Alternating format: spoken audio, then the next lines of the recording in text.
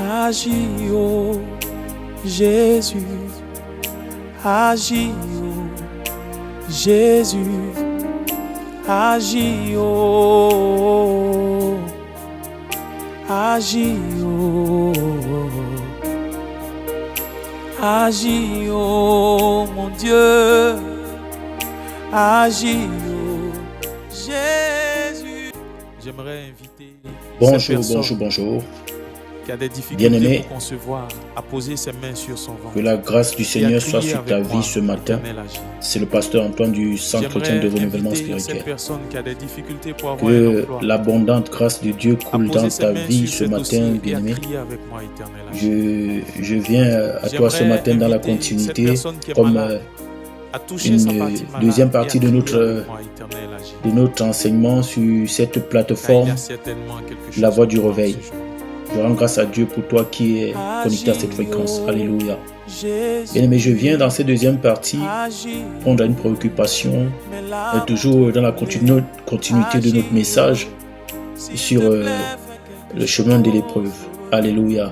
Oui, le pourquoi des souffrances, pourquoi des épreuves, pourquoi. Bien-aimé, oui, c'est le chemin de la gloire. Alléluia. Le Seigneur lui-même est passé par là. Alors toi et moi, nous sommes interpellés à passer par là aussi. Gloire à Jésus. La Bible nous recommande de nous identifier aux souffrances de Christ et d'intégrer la notion de souffrance non comme forcément une malédiction qui vient de Dieu, comme une punition qui vient de Dieu, non, mais comme une école de formation, préparation à notre maturation en vue d'expérimenter la gloire de Dieu. Alléluia. Je vais t'interpeller ce matin. C'est un enseignement qui est en fait une exhortation, à la limite une interpellation sérieuse sur un thème qui nous est très cher dans cette saison, celui de la prospérité. Je vais dire cela mieux, la richesse. Alléluia, dans l'Église. Bien-aimé, le danger aujourd'hui, je voudrais nous tenir à comprendre qu'en ce qui concerne la notion de richesse dans l'Église, il y a un véritable danger aujourd'hui qui se précise de ce que l'Église, ou encore la plupart d'entre nous, la plupart des personnes se retrouvent en train de fonctionner dans une logique d'idolâtrie. Il y a le risque aujourd'hui dans une quête richesse, de prospérité financière, matérielle, de se retrouver à fonctionner véritablement comme des idolâtres. Alléluia.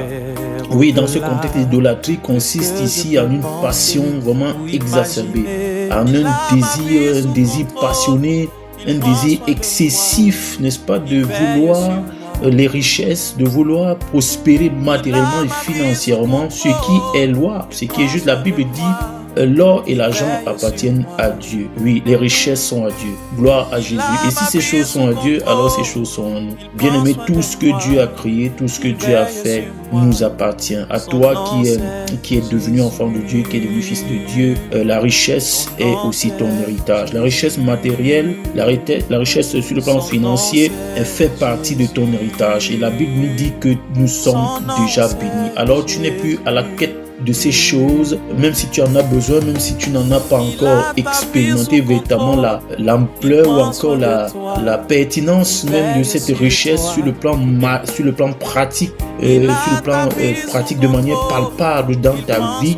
Oui, mais sache que il y a un danger à courir prospérité matérielle et financière, à vouloir démontrer en ce monde que tu as Dieu. Écoute, tu n'as pas besoin d'en arriver là. Tu n'as pas besoin de devenir un idolâtre. Tu devenir quelqu'un qui est passionné, quelqu'un qui est vraiment engagé dans une course folle à devenir absolument riche pour prouver quelque chose au monde, pour démontrer que tu as Dieu. Non. Écoute, tu peux être de condition pauvre et avoir Dieu et être une solution pour ce monde, parce que le problème n'est pas simplement d'être une solution sur le plan matériel. Le monde a besoin de Dieu, et avoir besoin de Dieu ne consiste pas simplement matériel, mais c'est surtout de recevoir le salut de Dieu sur le plan, n'est-ce pas, sur le plan spirituel pour l'éternité avec Dieu, mais aussi même le salut sur le plan, n'est-ce pas, la richesse pour la prospérité sur le plan, n'est-ce pas, de la sagesse divine, d'expérimenter, n'est-ce pas, la nature de Dieu, d'expérimenter les attributs de Dieu, d'expérimenter, de manifester l'image de Dieu, la nature de Dieu, sur le plan de son caractère, sur le plan de son manière de se tenir. Et cela, nous avons un peu mis cela de côté dans cette saison. Bien aimé, je crois cela. Selon mon analyse personnelle, bien aimé, le fardeau que je reçois dans mon esprit quand j'en parle, c'est que justement quand nous voyons la manière dont l'Église fonctionne aujourd'hui, en réalité, chose qui renvoie à la manifestation, n'est-ce pas, des fruits de l'esprit, à la manifestation de la vie de Dieu, ces choses-là sont bafouées aujourd'hui, ne sont plus réellement mises au premier plan. Et du coup, qu'est-ce que nous voyons? Qu'est-ce que nous vivons aujourd'hui? Nous vivons, n'est-ce pas, une saison où l'égoïsme, l'égocentrisme est de plus en plus manifeste dans l'Église. Une période où, n'est-ce pas, l'hypocrisie, la convoitise est vraiment ancrée dans l'Église. Mais qu'est-ce qui se passe? Qu'est-ce qui se passe? C'est simplement que, en réalité, les cœurs sont retourner complètement vers ce qui est matériel, vers ce qui est périssable. La Bible dit: n'aimez point le monde et les choses qui sont dans le monde. Est-ce que le Seigneur peut parler de cette manière? Est-ce que l'apôtre peut parler de cette manière si en réalité l'homme ou alors le croyant ne devrait pas prospérer? Non, pas du tout. Simplement, quand l'apôtre parle de ne pas aimer le monde et les choses qui sont dans le monde, c'est justement d'éviter d'être, n'est-ce pas, séduit, d'être tenté et tomber dans cette tentation justement du diable dans cette saison, de courir de manière effrénée à la richesse, à la prospérité financière et matérielle, comme si cela était la priorité. Bien-aimé, je ne viens pas te décourager, je ne viens pas te dire que tu n'as pas le droit d'aspirer à la richesse. Non, mais je viens, n'est-ce pas, t'interpeller par rapport à un danger, celui de devenir un idolâtre. Oui, celui de rechercher de manière excessive, n'est-ce pas, tout ce qui renvoie au matériel, tout ce qui renvoie, n'est-ce pas, à la richesse financière. Et pourtant, que c'est bien dans le plan de Dieu pour toi. C'est dans le plan de Dieu pour toi, bien-aimé. C'est dans le plan de Dieu pour son Église. C'est dans le plan de Dieu d'expérimenter des richesses. Mais écoute, ce que tu dois savoir, que le diable ne te séduise pas dans cette saison. Dans l'Église, dans le monde, il y aura encore des pauvres et des pauvres. Il y aura des pauvres parce que nous vivons dans une société, nous vivons dans un monde d'injustice, dans un monde de fausseté, nous vivons dans un monde, n'est-ce pas, de méchanceté, nous vivons dans un monde, dans un système corrompu, un système, n'est-ce pas, où il y aura toujours des injustices. Alors, est-ce que tu pourras changer cela? Est-ce que nous pourrons changer cela? Bien-aimés, malgré tous nos efforts à manifester la justice de Dieu, malgré tous nos efforts à démontrer la véritable nature de Dieu, beaucoup auront la grâce de reconnaître cela et s'aligner, n'est-ce pas, au salut de Dieu. Mais il y en a plusieurs, et la majorité, qui n'épouseront pas la pensée de Dieu, qui ne recevront pas, n'est-ce pas, l'évangile, qui ne recevront pas la nature de Dieu, qui ne recevront pas la vie de Dieu. Et même dans l'église, il y en aura comme ça qui seront séduits et emmenés à s'attacher davantage à ce qui renvoie au terrestre. Mais gloire à Dieu, parce que la Bible dit: toute écriture est inspirée dans cette saison pour enseigner, toute écriture est inspirée pour corriger, toute écriture est inspirée, n'est-ce pas, pour nous conduire dans les voies de Dieu, dans la justice de Dieu, afin de faire des hommes de Dieu, des fils de Dieu, des hommes mûrs, des hommes parfaits, mieux, n'est-ce pas, armés pour manifester la gloire de Dieu avec, n'est-ce pas, tout ce qui renvoie au matériel. Gloire à Jésus. Je voudrais lire un passage avec toi dans cette deuxième partie sur le chemin des épreuves. Et déjà, nous avons vu précédemment, n'est-ce pas, l'épreuve de l'humilité, où le Seigneur veut nous enseigner sur l'humilité. Mais ici, nous voulons voir un autre aspect qui, n'est-ce pas, se confond aussi avec l'humilité, c'est l'épreuve de la patience. La Bible dit dans Jacques, au chapitre 1, à partir du verset 2, il dit: mes frères, regardez comme un sujet de joie complet les diverses épreuves auxquelles vous pouvez être exposés. Oh oui, c'est une réalité. Tu seras confronté à l'épreuve. Oui, tu seras confronté à l'épreuve. Mais pourquoi? Il est sachant que l'épreuve de votre foi produit la patience. Pourquoi? Parce que tu as besoin d'expérimenter la patience. Tu as besoin d'expérimenter la patience de Dieu. Comment tu pourrais, n'est-ce pas, expérimenter des grandes choses? Comment tu souhaites simplement déjà dans tes prières être exaucé tout de suite et recevoir, n'est-ce pas, tout ce que tu veux? Comment est-ce que tu voudrais crier à Dieu maintenant et désirer l'exaucement besoin à l'immédiat sur le plan matériel ou sur le plan financier, comment est-ce que cela peut se passer si tu n'as pas appris la patience? Et dans la patience, le Seigneur veut t'enseigner à rechercher sa sagesse. Il dit au verset 4, mais il faut que la patience accomplisse parfaitement son œuvre, afin que vous soyez parfaits et accomplis sans faillir à rien, parce que le plan de Dieu, c'est bâti son Église. Alors c'est bâti son croyant, c'est bâti son fils, n'est-ce pas, son enfant, afin qu'il devienne fils, il devienne mature, afin qu'il devienne un homme prêt, afin qu'il devienne une femme prête, n'est-ce pas, en Christ, pour porter la gloire de Dieu, pour manifester la gloire de Dieu. Oui, voilà pourquoi je le crois de tout mon cœur. Et il y a, n'est-ce pas, des grâces que Dieu ne pourrait pas manifester de manière immédiate dans la vie d'un homme, dans la vie d'une personne, si cette personne n'est pas préparée à cela. Oui, Dieu ne pourra pas donner un mariage, un homme à une jeune fille qui n'a aucune sagesse, qui n'a aucune capacité, qui ne connaît pas l'homme, qui ne connaît pas la vie, n'est-ce pas, dans le domaine du foyer, du couple. L'homme, Dieu ne peut pas donner à la femme un homme quand elle n'est pas prête. Dieu ne peut pas donner à un homme, n'est-ce pas, une femme quand il n'est pas prêt, quand il n'est pas préparé à assumer, n'est-ce pas, une vie de foyer.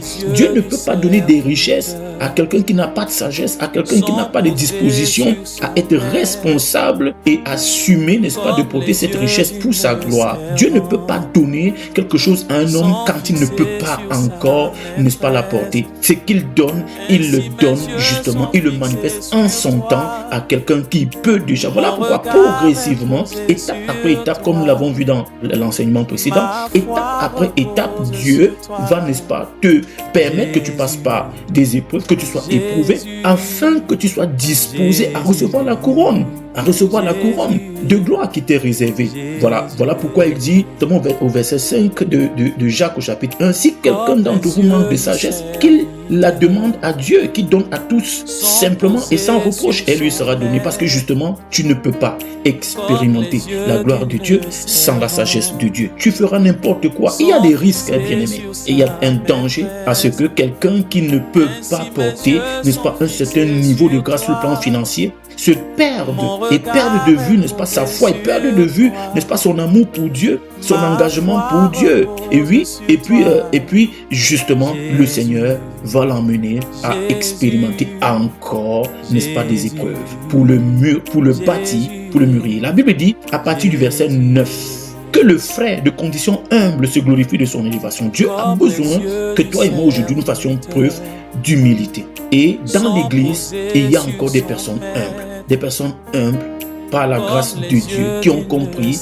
qu'ils ont besoin d'expérimenter l'élévation, d'expérimenter la prospérité matérielle, financière. La Bible attend de toi, qui est pauvre dans l'église, qui n'a pas forcément les moyens financiers, d'apprendre de sa sagesse et d'être humble et d'être patient.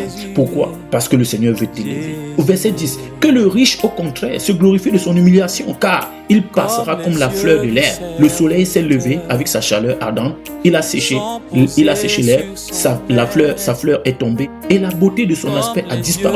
Ainsi le riche se flétrira dans ses entreprises. Oui, parce que justement, il y a un danger à ce que le riche se perde, à ce que le riche ne prête plus véritablement attention, n'est-ce pas, à son Dieu. Oh, voilà pourquoi c'est une épreuve encore d'avoir obtenu des richesses très vite, très rapidement, d'avoir été prophétisé et recevoir des richesses, expérimenter des richesses alors qu'il n'a pas été préparé. Bien-aimé, Dieu va toujours te préparer. Dieu va toujours nous préparer à recevoir, n'est-ce pas, de l'abondance sur le plan, n'est-ce pas, matériel, sur le plan financier. Alors, Dieu n'est pas contre que tu sois riche, Dieu n'est pas contre que tu réussisses, mais Dieu veut que tu apprennes de lui. Dieu veut que tu mettes en avant le fait de manifester sa nature, que tu mettes en avant le fait de devenir mieux, d'être bâti par lui, de te laisser mouler, de te laisser bâtir par Dieu. Et cela peut prendre du temps, n'est-ce pas, pour un autre, je ne sais pas, peut-être 2 ans, pour un autre 6 mois, pour un autre 10 ans. Dans tous les cas, le Seigneur voudra te préparer certainement pour une dimension très élevée de gloire, pour une certaine dimension très élevée de prospérité. Oui, plus c'est dur, plus c'est compliqué, plus tu es dans le suspense, plus le Seigneur travaille.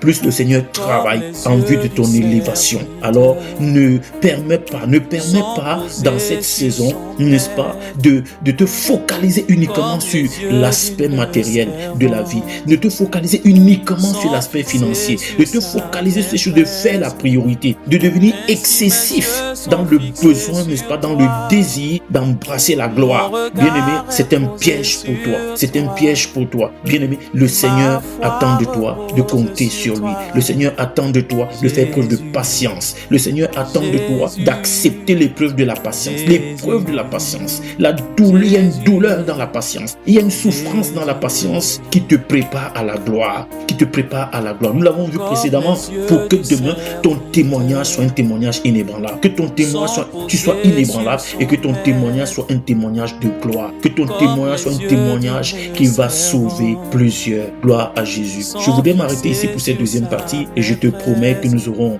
une troisième partie sur, n'est-ce pas, ce thème qui est très intéressant. Et surtout qui porte, n'est-ce pas, sur l'argent, qui porte sur les richesses matérielles et sur les richesses financières. Gloire à Jésus. Je te promets, nous y reviendrons la prochaine fois pour en parler davantage. Je crois que le Seigneur te fait grâce d'être interpellé et d'être béni dans le cadre de cette exhortation, de cette interpellation. C'était la voix du réveil. C'était le pasteur Antoine. Shalom à toi. Sont posés sur son maître, comme les yeux d'une servante sont fixés sur sa maîtresse. Ainsi mes yeux sont fixés sur toi, mon regard est posé sur toi.